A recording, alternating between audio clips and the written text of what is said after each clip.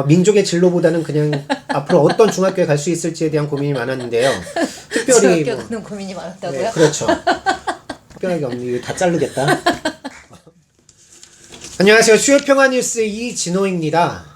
문재인 대통령이 1월 11일 신년사를 발표했죠. 평화통일 분야에 대해서는 아주 짧게 언급을 했는데요. 그 짧은 순간에도 문제점이 좀 있는 것 같습니다. 오늘 황남순 사무국장님과 함께 살펴보도록 하겠습니다. 안녕하세요. 네, 안녕하세요. 네, 차례대로 살펴보죠. 남북 유엔 동시 가입 30주년을 강조했어요. 네, 대표님은 30년 전인 1991년 하면 무엇이 생각이 나시나요? 1991년에는 제가 국민학교 6학년 때였죠. 민족의 진로보다는 그냥 앞으로 어떤 중학교에 갈 수 있을지에 대한 고민이 많았는데요. 특별히 중학교 가는 고민이 많았다고요? 네, 그렇죠.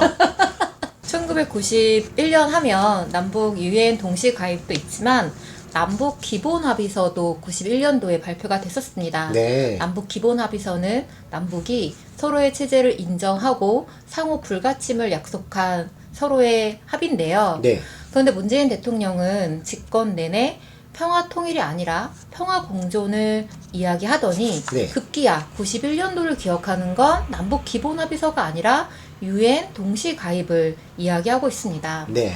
문재인 대통령은 이전에 남북의 체제 경쟁은 끝났고 남한은 매우 잘 산다 이런 식의 얘기를 한다거나 아니면 통일 이전에 평화를 추구해야 된다라고 이야기하면서 서로 뗄래야 뗄 수 없는 평화와 통일을 선평화, 후통일 이런 식으로 언급을 많이 했었는데요. 그렇죠. 그래서 두 개의 국가, 남북 두 개의 국가를 연상하는 발언들을 자주 했었습니다.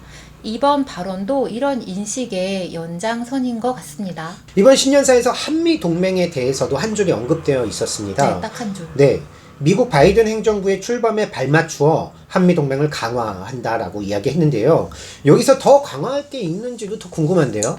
네, 한국 정부는 한미 동맹 강화를 명분으로 해서 네. 한미 연합 군사훈련 강행, 사드 배치 강행, 굴욕적 방위 분담금 협상, 그리고 미국의 최첨단 무기 구매를 계속해서 해왔는데요. 그렇죠. 앞으로도 변함없이 계속 이런 방향으로 강화를 하겠다는 이야기죠. 네, 앞으로도 우리 할 일이 많을 것 같습니다. 3월에 한미연합 군사훈련 실시 여부가 앞으로의 북미 그리고 남북 관계를 가늠하게 될 중요한 변수가 될 텐데요. 네. 정부는 전시 작전권 전환 검증을 위해 반드시 3월 한미연합 군사훈련이 필요하다는 그런 입장인 것 같습니다.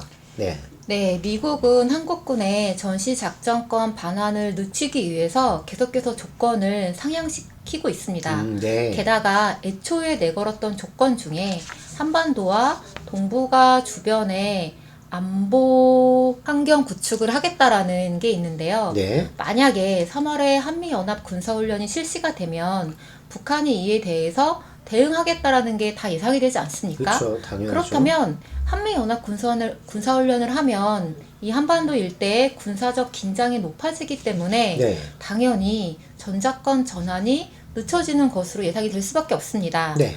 또한 한미연합 군사훈련 중단은 미국이 약속한 것인데 지켜지지 않고 오히려 미국과 남한이 대북 군사적 위협을 계속해서 꾸준히 늘려왔습니다. 네. 그리고 지난 12월 7일부터 11일까지 미공개로 한미연합 공중훈련이 실시가 됐었는데요. 네. 이것이 뒤늦게 언론에 공개되기도 했었습니다. 네, 맞습니다. 북에서는 이번 8차 당대회에서요, 한미연합 군사훈련과 남한의 대북 공격 무기 반입에 대해서 문제 제기를 한 바 있습니다. 그러면서 현재 남조선 당국은 방역협력, 인도주의적 협력, 개별 관광 같은 비본질적인 문제들을 꺼내들고 북남 관계 개선에 관심이 있는 듯한 인상을 주고 있다라면서 비판을 했는데요. 그럼에도 불구하고 문재인 대통령은 다시 코로나 협력을 남북 관계 개선의 지렛대로 삼겠다라고 하고 있습니다. 네. 네.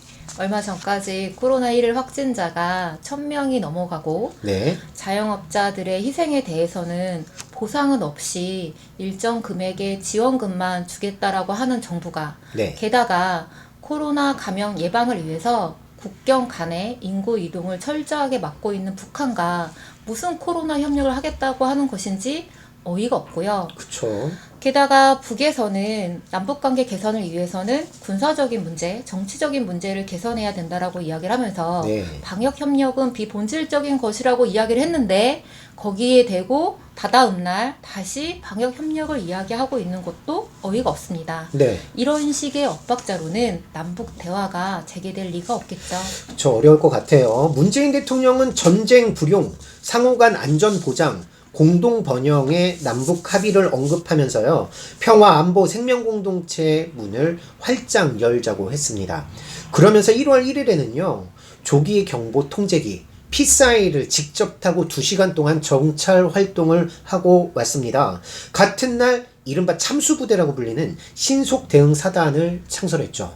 네. 네, 아직도 문재인 정부에 대한 희망의 끈을 놓지 않고 문재인 정부가 집권 내내 대북 대결적인 정책들을 펼쳤음에도 불구하고 네. 문재인 정부가 언젠가는 서프라이즈를 할 것이다라고 기대하고 있는 사람들이 있는데요. 네. 문재인 정부는 2021년 코로나19 상황에도 불구하고 국방비를 53조로 책정하고 최첨단 무기 도입 계획을 밝히고 있습니다. 네.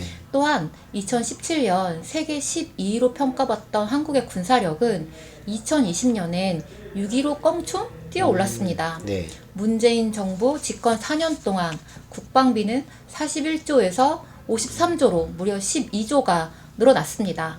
그뿐이 아니라 올해 2021년에는 북한을 선제 공격하는 최첨단 스텔스 전투기 F-35A 40대가 완전히 도입되는 시기고요. 네.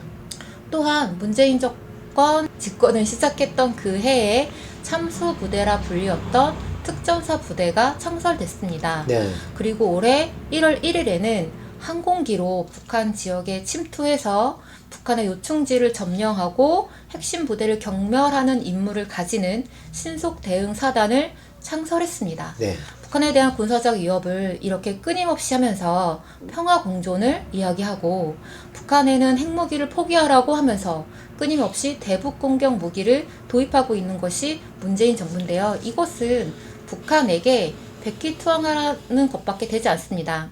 이래서는 남북의 교류도 한반도의 평화도 절대 실현될 수가 없죠.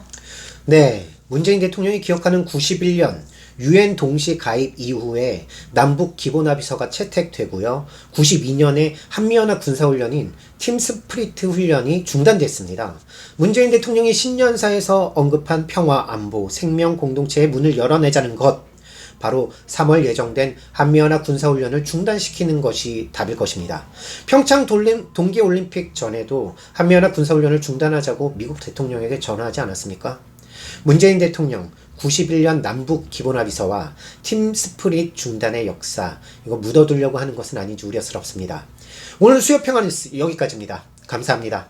감사합니다.